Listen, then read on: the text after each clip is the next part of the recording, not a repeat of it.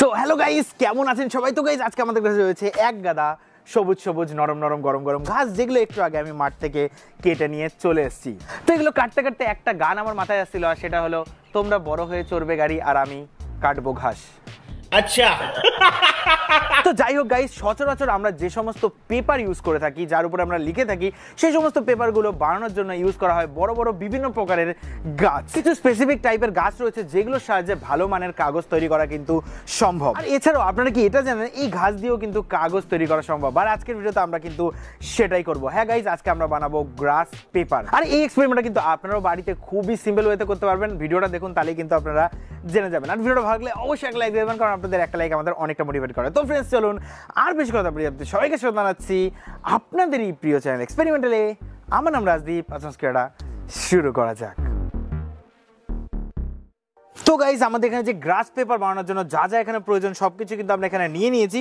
তো এইবার সবার আগে আমরা যেটা করব, এখানে আমরা ঘাসগুলো নিয়েছি, এই ঘাসগুলোর তলায় দেখতে পাচ্ছেন কিছু নোংরা রয়েছে, মানে মাটি ফাটি ইত্যাদি রয়েছে। তো এইগুলোকে আমাদের কেচি দিয়ে কেটে আগে আমাদের আলাদা করে নিতে হবে। তো চলুন আমরা এগুলোকে কেটে বাদ দিয়ে দেবো।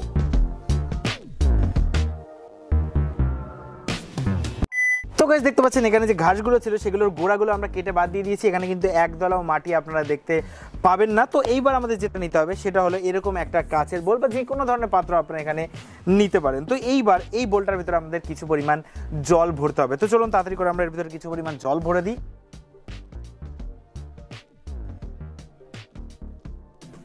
তো দেখতে পাচ্ছেন এর ভিতরে আমরা কিছু পরিমাণ জল ভরে দিয়েছি। তো এইবার আমাদের প্রয়োজন এই জিনিসটা। তো এইটা হলো একটা কেমিক্যাল যার নাম কস্টিক সোডা। আর এই কস্টিক সোডা কিন্তু আপনারা যে কোনো ধরনের বড় মুদিখানায় খুবই আরামসে পেয়ে যাবেন। তো আপনাদের একটু দেখিয়ে দিই কস্টিক সোডা দেখতে কেমন হয়। তো গাইস, দেখতে পাচ্ছেন অনেকটা এমন দলা দলা হয় কস্টিক সোডা। তো এইবার এই কস্টিক সোডাকে আমরা এই জলের ভিতরে দিয়ে ভালো করে মিক্স করে দেবো।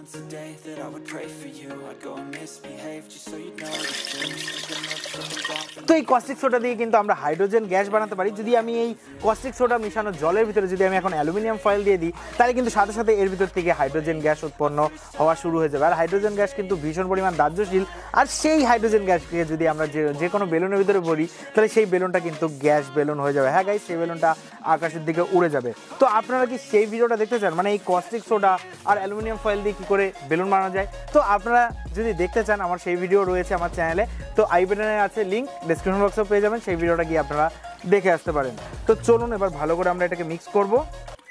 এবার এই ঘাসগুলোকে আমরা এই জলের ভিতরে দিয়ে দেবো, যাতে আমাদের এই ঘাসগুলো যে ফাইবারগুলো সেগুলো ভেঙে নরম হয়ে যায়। তো আমরা এর ভিতরে প্রায় 2-3 ঘন্টার জন্য আমরা এগুলোকে দিয়ে দেবো। তো চলুন আমরা এর ভিতরে দিয়ে দিচ্ছি।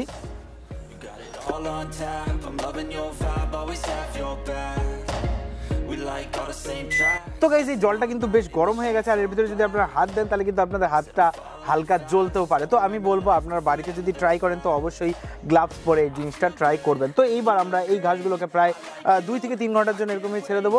তো তারপরে গিয়ে দেখা হচ্ছে 3 hours later. তো গাইস, পাক্কা 2-3 ঘন্টা হয়ে গেছে আমাদের এই যে ঘাসগুলো আমাদের এই জলের ভিতরে কিন্তু চুবানো ছিল। তো আপনারা যদি একটু দেখেন, তো আমাদের যে ঘাসগুলো আছে সেগুলো কিন্তু পুরোপুরি একদম খুবই নরম হয়ে গেছে বলতে পারেন। এরকম ভাবে ধরলেই কিন্তু ভেঙে যাচ্ছে, দেখতে পাচ্ছেন। তো এইবার আমরা যেটা করব, আমাদের প্রয়োজন পড়বে একটা এরকম মিক্সার গ্রাইন্ডারের। আশা করি আপনাদের সকলের বাড়িতে এই জিনিসটা রয়েছে। তো এখন আমরা এর উপরে এই মিক্সিটা বসাবো। তো এইবার আমরা এর ভিতর থেকে কিছু পরিমাণ ঘাস এর ভিতরে দেব। তো চলুন। তো আমাদের এর ভিতরে যে ঘাসগুলো আছে এটাকে এবার আমাদের গ্রাইন্ড করতে হবে। তো গ্রাইন্ড করে আমরা এমন একটা লিকুইড ফর্মে আনবো যাতে খুব বেশি ঘনও না হয়, খুব বেশি আবার পাতলাও না হয়, সেরকম ভাবে আপনারা দেখলেই কিন্তু টের পাবেন। তো এর ভিতরে আগে আমরা এটাকে একটু চালিয়ে নিই। তো চলুন।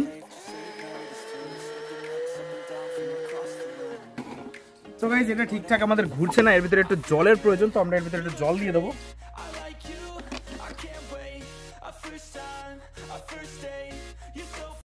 তো গাইস, দেখতে পাচ্ছেন আমাদের ঘাসের যে মিল্কশেকটা সেটা কিন্তু পুরোপুরি রেডি। আর এর থিকনেসটা অনেকটা কেমন হয়েছে বলুন তো? অনেকটা এই দই যেরকম হয় অনেকটা সেরকমই এখানে কিন্তু লাগছে, কিন্তু দইয়ের কালারটা আমাদের এখানে গ্রিন। তো এইবার আমাদের যেটা করতে হবে, আমাদের নিতে হবে একটা সুতির এরকম ন্যাকড়া। দেখতে পাচ্ছেন আমি একটা ওড়না নিয়ে এসেছি আমার মা কিন্তু এখনো জানে না। যাই হোক, জানার আগে আমরা কাজটা সেরে ফেলবো। তো যাই হোক, আমরা এটাকে এর উপরে পেতে দিচ্ছি। তো এইবার আমরা এর উপরে এই ঘাসের যে মিক্সারটা এটা আমরা দিয়ে দেবো। তো আপনারা মনে রাখবেন এখানে আপনারা যে কাপড়টা ইউজ করবেন সেটা কিন্তু পুরোপুরি সুতির হওয়ার দরকার, সুতিরই হলে এটা এখানে সবার থেকে বেটার হবে। ওকে, তো এর উপর আমরা দিয়ে দিচ্ছি গাইস।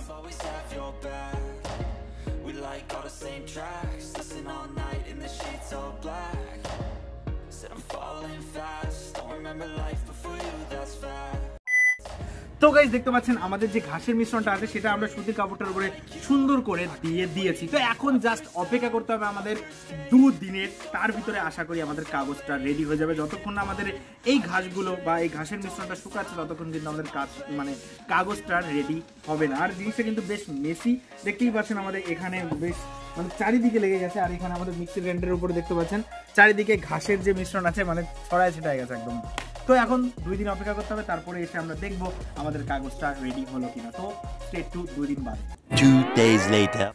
সো গাইস পাক্কা 2 দিন হয়ে গেছে আমাদের এই কাগজটা শুকাতে দিয়েছিলাম। তো দেখতে পাচ্ছেন ঘাসটা কিন্তু পুরোপুরি শুকিয়ে একদম পুরো কাট হয়ে গেছে।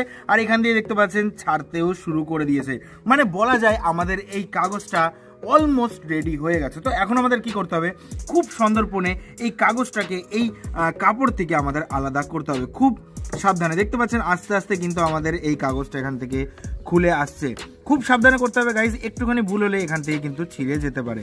তো চলুন ফটাফট করে এটা পুরো খুলে নিই, তারপরে আপনাদের দেখাচ্ছি।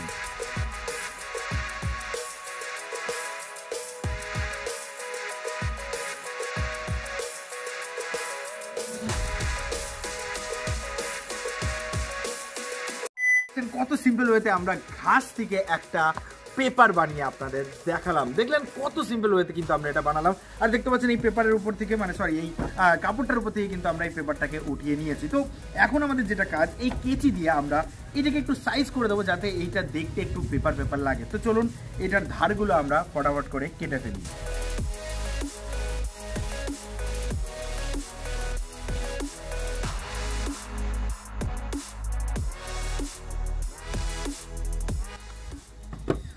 তো দেখতে পাচ্ছেন সুন্দর একটা A4 সাইজের মতন পেপার আমরা এখানে বানিয়ে ফেলেছি। আর এইগুলো দেখতে পাচ্ছেন ছিঁড়তেও একদম কাগজের মতনই কিন্তু আমাদের লাগছে, দেখতে পাচ্ছেন একদম আওয়াজটাও একদম কাগজের মতনই কিন্তু হচ্ছে। চলুন এখন আমাদের যেটা কাজ সেটা হলো এটাকে আমাদের টেস্ট করে দেখা যে আমাদের এই কাগজটা আদৌ ওয়ার্ক করছে কি না। তো তার জন্য আমাদের কাছে একটা মার্কার রয়েছে। তো এইবার এটা দিয়ে আমরা এর উপরে কিছু লিখবো আর দেখবো এর উপরে লেখা যাচ্ছে কি না। তো চলুন দেখা যাক।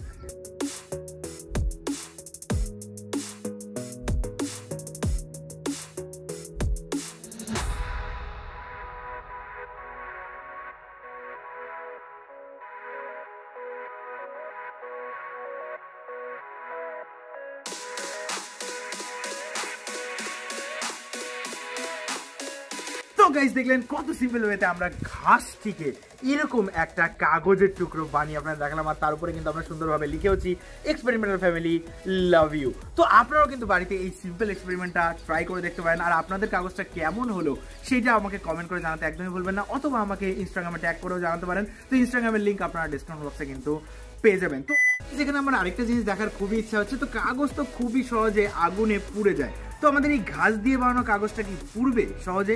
তো দেখা যাক, সেটাই এখন আমরা দেখবো। তো তার জন্য আমরা গ্যাস লাইট নিয়ে এসেছি।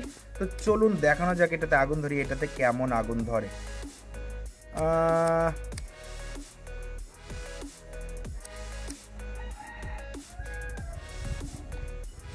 গাইজ এখানে কাগজে যেরকম ভাবে আগুন ধরে এখানে কিন্তু সেরকম টাইপের আগুন ধরছে না, একটা পাতাতে যদি আপনারা আগুন ধরান যেরকম হয় এখানে কিন্তু অনেকটা সেরকমই হচ্ছে। এখানে কাগজ থাকলে হয়তো এতক্ষণ পুরো ধরে যেত, বাট এই কাগজটায় কিন্তু সহজে আগুন ধরছে না। একটা পাতা পুরালে যেরকম হয় ঠিক সেরকমই কিন্তু এখানে হচ্ছে গাইজ। আর সেন্টটা অনেকটা পাতা পোড়ার মতনই বেরিয়েছে। তো অনেক লোকে বলতে পারেন যে এর কালারটা সবুজ কেন, কাগজ তো সাদা হয়। তো কাগজ বানানোর সময় অনেক ধরনের কেমিক্যাল ইউজ করা হয়, তার ফলে কিন্তু এর কালারটা চলে যায়, জাস্ট ফর ফাইবারটা এর ভেতর থেকে নেওয়া হয়। তো আমি আপনাদের জাস্ট বেসিকটা দেখালাম যে কিভাবে এই কাগজগুলো তৈরি হয়। আমি কিন্তু পুরো একদম ফ্যাক্টরি খুলে বসিনি, আমার কাছে সমস্ত কেমিক্যালও নেই, এর জন্যই এর কালারটা গ্রিন গাইজ। তো আজকের এই কাগজ বানানোর ভিডিওটা যদি আপনাদের ভালো লাগে অবশ্যই আমাদের এই চ্যানেলটাকে সাবস্ক্রাইব করতে ভুলবেন না, কারণ এরকম ধরনের মজাদার ইন্টারেস্টিং ভিডিও আমরা কিন্তু প্রায় আনতে থাকি। আর যদি ভিডিওটা আপনাদের খুবই ভালো লাগে তাহলে আপনার ফ্রেন্ডস আর কিন্তু শেয়ার করতে একদমই ভুলবেন না গাইস। তো ফ্রেন্ডস, আশা করবো আপনারা ভালো থাকবেন, বাড়িতে থাকবেন, সুস্থ থাকবেন। দেখা হবে মজাদার ইন্টারেস্টিং ভিডিওতে। জয় হিন্দ, বন্দে মাতরম।